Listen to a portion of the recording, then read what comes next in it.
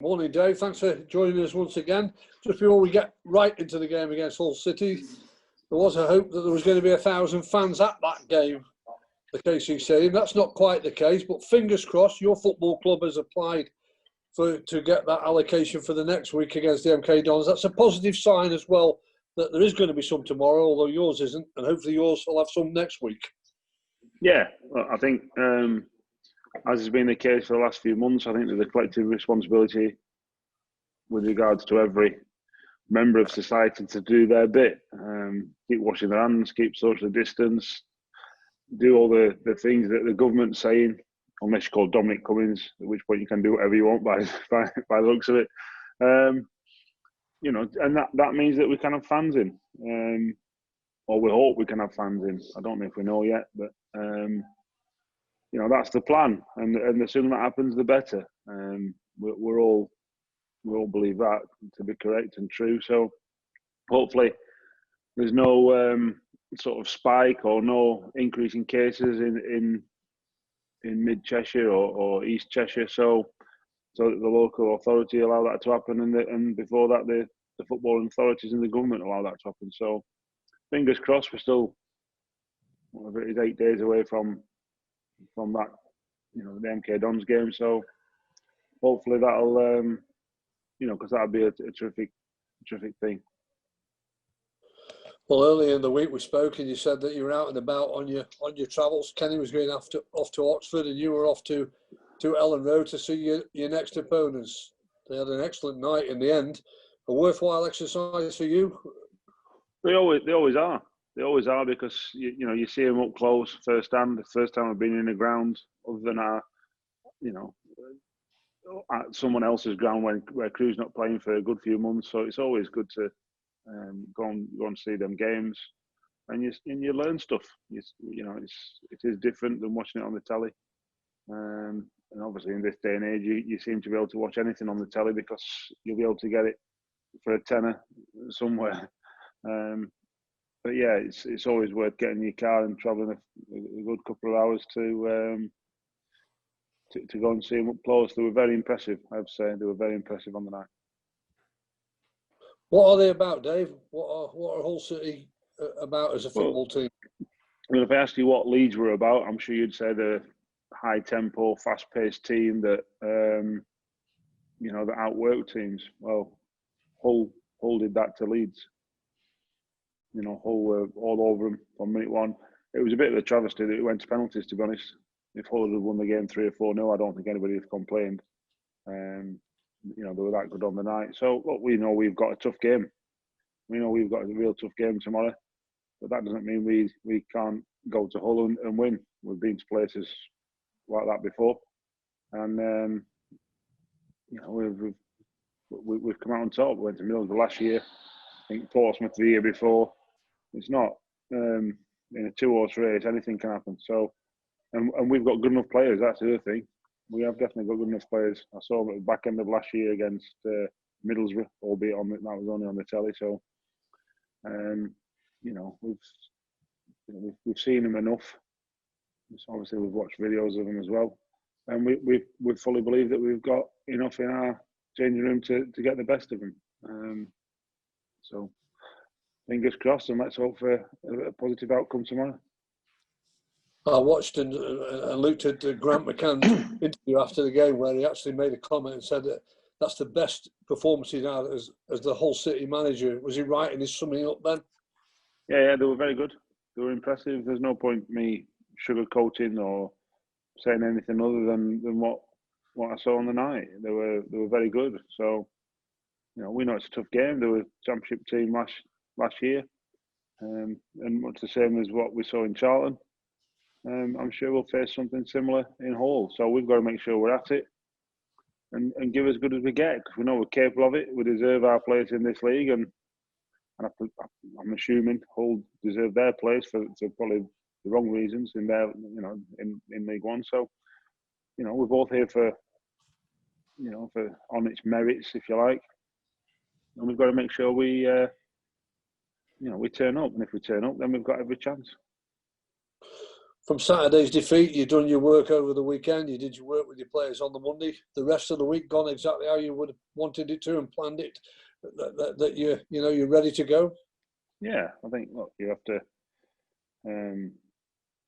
Yeah, like I said, we have to develop players at this football club, and we'll do that through the week, and also with one eye on the game on the Saturday. And this week's been no different. So yeah, it's we've got into the players what we wanted to get into them, and now the focus is on tomorrow. It's all about your boys. That's what you're in for. And what do you want to see from them? You know, you played a couple of games. What will be one of the couple of cups and one league game? What do you want to see tomorrow that will make it a happy day for you? Obviously the 3 points, but what do you want from your teams before? I think an improvement all round. If we get better game on game, you know, with I think Lincoln, you know, was a barometer. I don't know, okay, right, if that's the standard, and then you go to Charlton, you score a goal, and then you know what's next. We don't concede 2, we only concede 1 or none, and then no score 1, we score 2, and suddenly the tides are turning, and that's, you know, I don't think anybody thought we'd have just gone in and hit the ground running, especially with our start, which is a real tough start. But we've you know, we've got to keep improving. If we keep improving, then we'll be fine. What's the latest on the injured players in terms of from when we last spoke? You said that Daniel Powell and Donovan Daniels were out running. Have you got a chance to take the trip to Hull with you? Donovan's running again today and doing a bit. He had a real heavy day yesterday. Daniel wasn't feeling great yesterday. Not coronavirus, I might add. So we have to be a bit careful with him. Tom Lowry trained fully yesterday.